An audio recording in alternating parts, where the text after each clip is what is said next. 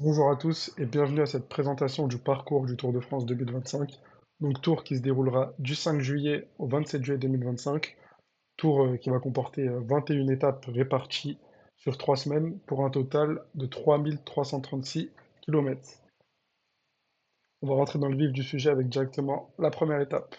Donc la première étape, ce sera une étape de 185 km entre Lille Métropole. Donc une étape assez classique pour une première étape du Tour de France. Contrairement aux années précédentes, on a eu des profils assez variés et différents. Sprint massif attendu dans les rues de Lille, même si on voit certaines petites côtes au milieu de l'étape, c'est rien de bien méchant pour les sprinteurs qui devraient passer ces difficultés et se jouer le premier maillot jaune sur le Tour de France. Donc attention aux chutes sur cette étape. Donc ce sera une première étape, ce sera assez nerveux, ce sera assez dangereux. Attention à pas tout perdre sur une chute ou à abandonner le tour, tout simplement. Donc attention au leader de ne pas tout perdre dès cette étape à Lille. Maintenant, la deuxième étape, ce sera une étape entre Louvain-Planck et Boulogne-sur-Mer. Donc une étape de 210 km qui, contrairement à l'étape précédente, sera une étape accidentée pour puncher et leader. On va en finale avec deux côtes et une arrivée au sommet, avec deux côtes de moins d'un kilomètre mais assez raides, une à plus de 10% de moyenne et l'autre à 8% de moyenne. Donc ce sera vraiment une étape pour les favoris du classement général et les meilleurs punchers du monde. Donc attention à pas prendre une cassure ou à pas chuter dans ce final qui sera assez nerveux et assez dangereux et qui sera piégeux. Et c'est sur ce profil d'étape qu'on ne gagne pas le Tour de France, mais qu'on peut le perdre. Donc attention à pas tout perdre dès le premier week-end de course pour les leaders du classement général. Maintenant, la troisième étape sera une étape plutôt calme, comme pour la première. Donc une étape entre Valenciennes et Dunkerque, une étape de 180 km avec une seule côte dans l'étape de 2 km à 4%, donc rien de bien méchant. Sprint massif attendu à Dunkerque. Attention aux bordures dans le final à Dunkerque. Et attention aux chutes, vu qu'on sera quand même en première semaine. Ce sera assez nerveux entre les différentes équipes de sprinters et les différentes équipes qui voudront placer leur leader. Attention à pas chuter, c'est vraiment le mot d'ordre sur cette première semaine. Faire attention à la nervosité, faire attention à pas tout perdre sur chute et sur abandon, tout simplement. Maintenant, on va passer au profil de la quatrième étape, donc qui est une étape entre Amiens Métropole et Rouen, donc une étape d'une distance de 175 km. Une étape accidentée, comme l'étape numéro 2, mais avec plus de côtes et plus de difficultés dans le final. Donc dès les 60 derniers kilomètres, ça va commencer à monter et descendre. Ça va faire que ça avec différentes côtes de plus d'un kilomètre pour la plupart, à des pourcentages moyens de 6%, 7%, 8%. Donc attention à pas tout perdre également sur ce type d'étape-là, avec des risques de cassure et de légers écarts si des favoris passent à l'offensive dans les dernières difficultés. Mais je pense pas qu'il y aura énormément d'écart entre les leaders. Je pense qu'un leader peut perdre le Tour de France sur cette étape-là, par exemple, mais je ne pense pas qu'un leader va reprendre 30 secondes ou une minute à tous ses rivaux. Mais attention aux chutes et aux cassures, tout simplement dans ce final. Donc également une étape pour puncher et leader, comme pour la seconde. Maintenant, on va passer à l'étape numéro 5, qui est une étape qui va se dérouler entre Caen et Caen, donc une étape de 33 km, qui est le seul contre-la-montre tout plat de ce Tour de France. On aura un autre contre-la-montre, mais qui comportera des particularités différentes. On y reviendra plus tard. Donc pour moi, c'est vraiment la première étape importante pour les leaders. Dans les quatre premières étapes, il faudra juste faire attention à pas perdre le classement général et à pourquoi pas récupérer des bonifications. Mais c'est vraiment sur ce chrono de 33 km qu'on peut creuser les premiers écarts. Donc pour la quête du maillot jaune, pour la quête du podium ou pour l'objectif top 10 pour les différents leaders du Grand Tour. Donc ce sera vraiment un duel entre les spécialistes du contre-la-montre et les leaders. Et vraiment, ça fera parler les grosses cuisses, ce chrono. Rien à signaler sur le chrono, chrono assez plat, et ça devrait rouler assez vite sur ces 33 km à Caen. On va passer maintenant à l'étape 6, donc qui est une étape qui est similaire à l'étape 4, mais cette fois-ci qui va comporter des côtes dès le début de l'étape et ce jusqu'au final de l'étape. Donc c'est vraiment une étape accidentée. Pour moi, les baroudeurs ont leur chance, les punchers ont leur chance, et les leaders ont leur chance parce qu'on voit qu'on arrive quand même sur une côte de moins d'un kilomètre, mais à plus de 10% de moyenne, donc ce sera vraiment assez raide et c'est un leader à la jambe, il pourra pas, pourquoi pas jouer l'étape pour récupérer des bonifications et bénéficier d'une cassure envers ses rivaux. C'est vraiment une étape accidentée comme la deuxième ou la quatrième. Il faudra faire attention à pas se faire piéger et à bien être dans la bonne roue au bon moment. Mais les baroudeurs auront également une chance sur cette étape-là, vu que ce sera difficile de contrôler avec les différentes côtes présentes tout au long du parcours de cette sixième étape, entre Bayeux et Viré-Normandie.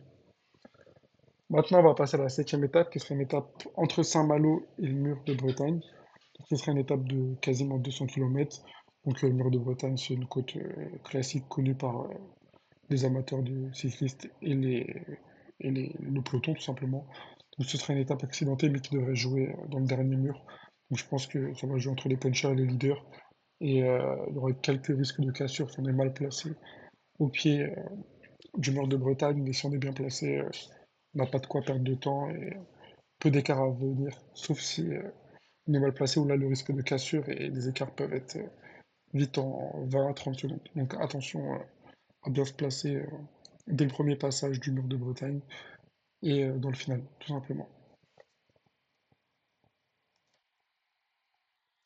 Maintenant, on va passer à la huitième étape, qui est une étape entre Saint-Mé-le-Grand et Laval. Donc rien à signaler sur cette étape, 170 km, sprint massif dans la ville de Laval.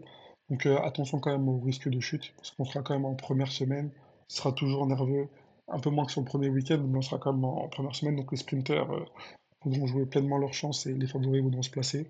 Donc attention à ne pas chuter, mais aucune difficulté, rien de spécial sur cette étape.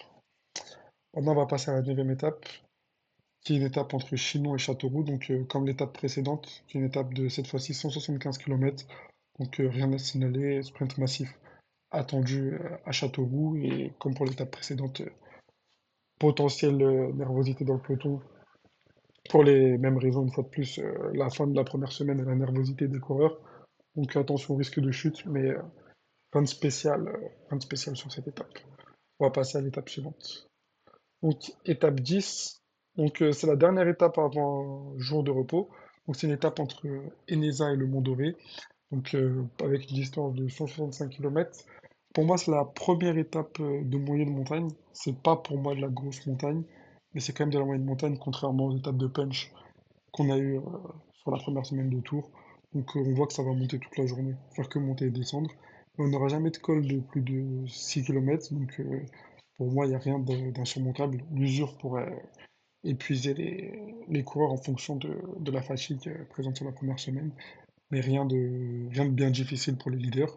Je pense que ça va quand même rouler assez vite vu que c'est avant une journée de repos et si un coureur se sent fort, il aura pourquoi pas l'opportunité de creuser des écarts. Mais je pense qu'une échappée a toutes ses chances, vu que ce sera difficile à contrôler, que je pense pas qu'un leader voudra non plus creuser énormément d'écarts et pourra creuser énormément d'écarts avant le final et les trois derniers kilomètres à 8%. Moi, je pense pas qu'il y aura de grandes manœuvres dans le peloton. Je pense que ça peut rouler vite jusqu'à laisser les leaders dans le final et après qui jouent leur carte à fond. Moi, je pense vraiment qu'une échappée peut avoir ses chances et qu'il peut y avoir par contre les premiers écarts importants au classement général après ceux survenus lors du contre-la-montre de Caen lors de la cinquième étape. Donc maintenant, on va passer à l'étape numéro 11, qui est une étape de 156 km entre Toulouse et Toulouse. Donc déjà, c'est une étape qui, est sur- qui apparaîtra après une journée de repos. Donc c'est toujours difficile de se remettre dans le rythme. Donc, je pense que ce sera quand même assez difficile pour les sprinters.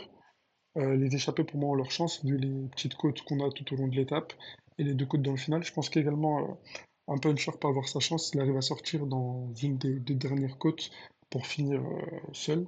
Et je pense également que les sprinters qui passent bien les bosses, comme, euh, comme certains, pourront jouer leur chance à Toulouse. Je pense que les sprinters qui ont du mal dans les bosses pourront pas passer l'enchaînement des différentes côtes et que ce sera trop usant et difficile pour eux et leurs équipiers pour contrôler et que même s'ils passeraient, ils auraient un train de sprint assez réduit, ce qui pourrait faciliter soit une échappée, soit une attaque de dernière minute. Donc je pense que on se dirige plus vers une échappée ou une attaque dans le final, mais un sprint réduit n'est pas non plus à négliger. Je pense que ce sera vraiment une étape intéressante. C'est une étape très bien construite et très bien placée en sortie de jour de repos. Donc maintenant, on va passer à la deuxième étape. Donc la deuxième étape, c'est la première étape de véritable montagne. Donc ce sera une étape de 180 km entre Auch et Otakam. Donc les 120 premiers kilomètres seront plutôt tranquilles et assez plats, faciles à filtrer. Et ensuite, on aura un enchaînement col de Soudor, col des Bordières et la montée finale vers Otakam, donc qui sera assez difficile. Je pense que les grosses équipes feront rouler leurs équipiers dans les deux cols précédents Otakam et que dans Otakam, bah, les coureurs pourront se donner à fond et creuser de gros écarts. Je pense que c'est vraiment la première étape. C'est la première étape de haute montagne, donc je pense que le coureur qui se sentira en forme durant cette étape voudra taper du poing sur la table et frapper un grand coup sur la tête de ses équipiers et montrer qui est le patron. Donc je pense vraiment pour les équipes comme Jumbo, pour la team Visma, Liseba et l'équipe UAE, ce sera intéressant de frapper fort. Et c'est vraiment un premier aperçu des forces en présence sur ce Tour de France, tout simplement. Donc pour moi, ce sera vraiment une étape pour favori et je ne vois pas une échappée gagner cette étape-là. Maintenant, on va passer à la 13e étape, qui sera une étape entre Loudanviel et Péragude. Donc cette fois-ci, ce sera une étape, encore une fois, montagneuse dans les Pyrénées, mais ce sera un chrono. Donc un chrono de 11 km, mais uniquement monté avec la montée vers Péragude et l'Altiport. Donc 8,1 km à 7,5% de moyenne. Donc ce sera très raide, ça va rouler très vite. Et pour moi, il y aura de gros écarts à venir. Parce que sur la montée d'Otakam, si on n'est pas bien, on peut limiter la casse avec nos équipiers, avec le tempo. Sur un chrono, on peut pas. Si on n'a pas les jambes, on est tout seul face au vélo et face au temps. Et on peut prendre très très très cher. Donc pour moi, c'est vraiment une étape clé de ce tour.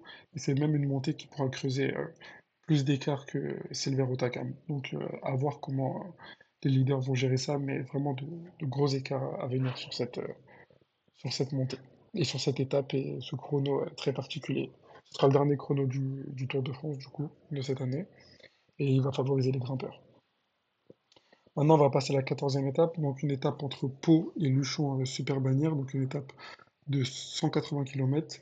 Donc ce sera la troisième étape pyrénéenne consécutive et la dernière arrivée au sommet dans les Pyrénées. Donc on aura l'enchaînement Tourmalet, col d'Aspin, col de Persourde, avec une arrivée à Super Bannière. Donc on voit trois cols avant Super Bannière classique qu'on connaît tous. Donc on va monter à plus de 2000 mètres dès le Tourmalet, donc ça va fatiguer les organismes. Col assez long en plus, plus de 20 km. Ensuite on aura le col d'Aspin qui est assez court mais assez raide. Et le col de Persourde qui est pas très long mais qui n'est pas court et qui est assez raide. On va enchaîner sur Super Bannière, donc on voit qu'entre Pérosourde et Super Bannière, on n'a pas de plaine. Donc si un favori veut tenter sa chance et basculer et faire la descente vers Pérosourde à fond, pourquoi pas. Mais je pense que ce sera également une étape pour favori au classement général. Et je vois les personnes qui dominaient sur l'étape 12 et 13 creuser l'écart sur l'étape 14 et que le suspense dès la deuxième semaine sur ce Tour de France. Donc ce sera une arrivée avec une montée de 12 km à 7,5%, avec des derniers kilomètres qui sont plus raides que les précédents. Donc il y a vraiment de quoi creuser l'écart et je vois vraiment de gros écarts entre les favoris, comme ce fut le cas sur le Tour de France 2024, avec de gros écarts entre les favoris. Maintenant, on va passer à l'étape 15. Donc, ce sera la dernière étape avant la deuxième journée de repos et la dernière. Donc, pour moi, c'est une étape, déjà, c'est une étape qui se situe entre Muret et Carcassonne. Donc, une étape de 170 km. Pour moi, c'est une étape parfaite pour les baroudeurs. Parce qu'en fin de deuxième semaine, les organismes seront fatigués. Les équipes de leaders auront fait rouler leurs équipiers sur l'étape 12 et 14, donc ils seront assez usés. Et en plus, c'est pas un profil pour les leaders à creuser de gros écarts. Donc, je vois vraiment une étape pour les baroudeurs où tout type de profil peut gagner, que ce soit des gens qui sont bons sur le plat, qui pourront prendre l'échappée avant que ça monte, ou même des bons grimpeurs qui pourront s'échapper dans les difficultés finales, et même des coureurs qui sont assez malins et bons tactiquement pour faire des écarts dans la descente ou jouer et régler un petit comité au sprint. Donc pour moi, c'est vraiment une étape pour les baroudeurs et n'importe quel n'importe quel profil de coureur pourra gagner s'il est dans l'échappée, s'il est dans un bon jour. C'est vraiment une étape de transition pour les baroudeurs. Maintenant, on va passer à l'étape 16, donc qui est la première étape sur la dernière semaine de Tour de France. qui sera en sortie de jour de repos et qui n'est pas des moindres. Ce sera une étape de 170 km entre Montpellier et le Mont Ventoux. Arrivée mythique et classique au Mont Ventoux. Rien à signaler sur toute l'étape, sauf la montée finale vers le Ventoux. Donc à savoir que cette année, on n'arrive pas au Chalet Reynard, mais bien à l'Observatoire, donc tout en haut. Ça va être difficile pour les leaders en sortie de jour de repos. Je pense que quelqu'un qui a bien géré sa journée de repos pourra marquer un grand coup et creuser de gros écarts sur cette étape. Ça me fait penser un peu en 2015 à l'arrivée à la Pierre-Saint-Martin, où l'équipe Sky de Froome avait renversé le Tour de France, avait creusé de gros écarts sur une montée sèche comme ça. Toute l'étape était plate, on avait un gros col à la fin. Je pense qu'il y aura des écarts assez importants entre les leaders. Et surtout, c'est une victoire mythique pour le porteur du maillot jaune ou pour un des favoris. Je pense que ça tiendra à cœur à certains coureurs de gagner au Ventoux et de marquer encore plus l'histoire du Tour de France et l'histoire du vélo, tout simplement. Donc pour moi, ce sera vraiment une étape. Certes, c'est une course de côte, mais ce sera vraiment une course avec de gros écarts. Maintenant, on va passer à l'étape 17, l'étape entre Bolène et Valence. Pour moi, ce sera une étape pour les baroudeurs avec 160 km au programme. On a deux petites côtes répertoriées durant cette étape, mais on voit qu'on monte quand même tout le long de l'étape, on monte, on descend. Donc je pense que ce sera difficile à contrôler pour les équipes de sprinteurs, surtout que troisième semaine, elles seront épuisées, elles seront amoindries sûrement avec des abandons, des chutes ou d'autres aléas de course. Donc je pense que une échappée et un coureur qui se sent bien, qui est en forme, aura toutes ses chances pour pourquoi pas aller au bout et gagner l'étape, tout simplement. De plus, cette étape-là, elle intervient après le Ventoux, donc je pense que les organismes seront fatigués et voilà, tout simplement. Maintenant, on va passer à l'étape suivante, donc l'étape 18, première étape dans les Alpes, donc une étape entre Vif et Col de la Lose, arrivé à 2300 mètres d'altitude, donc le sommet du Tour de France, une étape de 170 km avec trois cols hors catégorie, le col du Glandon, 21 km à 5%, col très usant et très fatigant, et col avec des replats, col qui est trompeur sur la montée, donc un col avec plus de pourcentage. On a le col de la Madeleine, quasiment 20 km à 8%, extrêmement raide, extrêmement difficile. Et enfin, on termine avec le col de la Louse qui est interminable, 26 km à 6% de moyenne, très usant et très fatigant.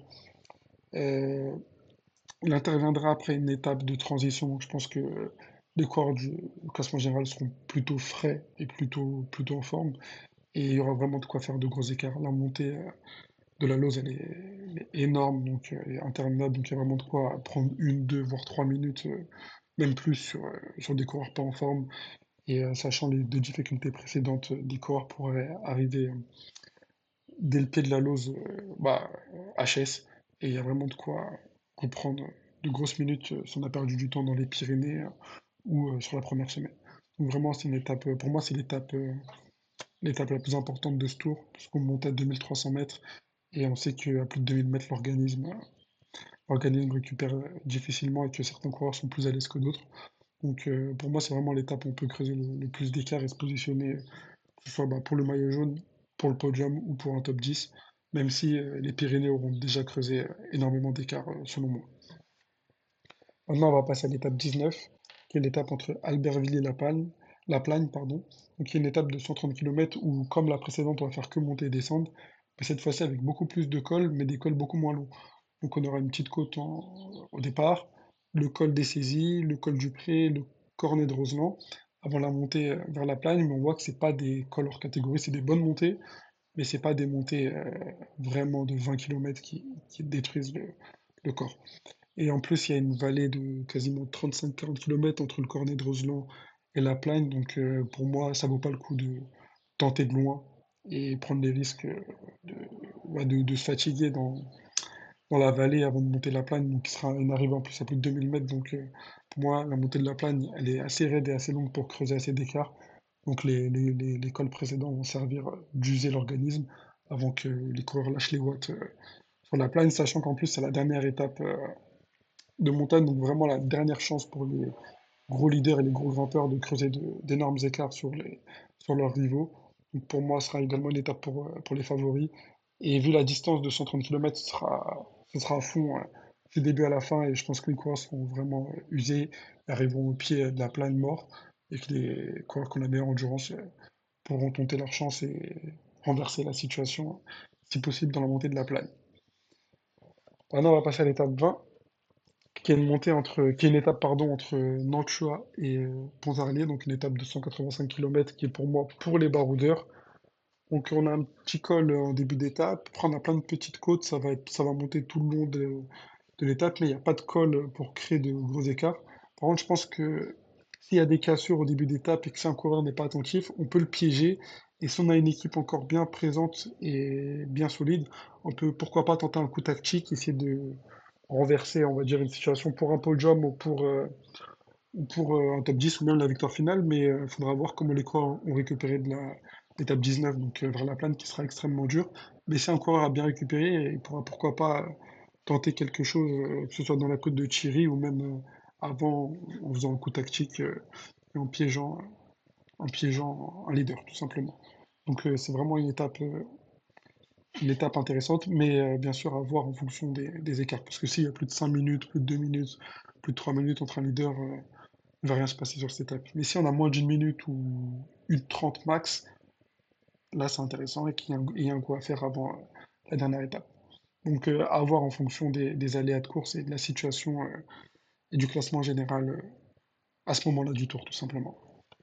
Et maintenant, pour terminer, on a la 21e et dernière étape. Donc l'étape entre Mantes-la-Jolie et Paris-Champs-Élysées, donc la dernière étape du Tour de France, l'étape de 132 km.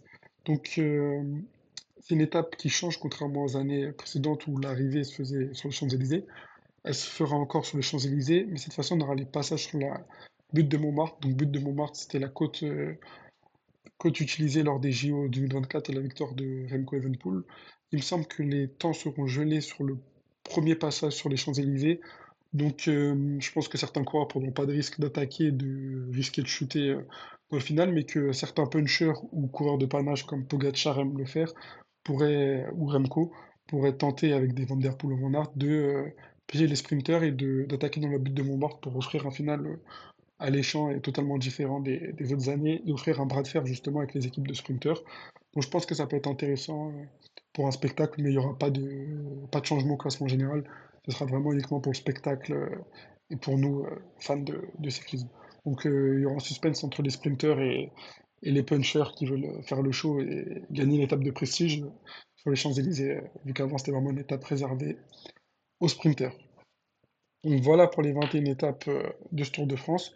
Donc pour récapituler le parcours de ce tour, on a 7 étapes de plaine de sprint. On a 6 étapes accidentées. Donc les étapes de plaine et accidentées, elles sont vraiment réparties sur la première semaine de tour, avec très peu de montagnes. On a 6 étapes de montagne, avec 5 arrivées en altitude, donc 2 dans les Pyrénées, à Hautacam et à Luchon Super Bagnères, une historique et classique au Ventoux, et 2 dans les Alpes, au col de la Lose et à la plaine tarentaise. On a de plus 2 contre-la-montre, donc un tout plat à Caen et l'autre à Péragude en montagne. Et on aura 2 journées de repos durant ces 21 étapes du Tour de France. Donc dites-moi si vous avez apprécié cette présentation du Tour de France et dites-moi si vous voulez un focus sur certaines équipes ou certains coureurs que je vois impacter le Tour de France et si vous voulez un classement, une prévision du top 10, de mon top 10 sur le Tour de France, sur mon podium, sur mon favori pour le maillot jaune et sur les maillots distinctifs, donc que ce soit la meilleure équipe, le maillot vert, le maillot à pois ou le maillot de meilleur jeune. Voilà, je vous remercie et je vous dis à bientôt.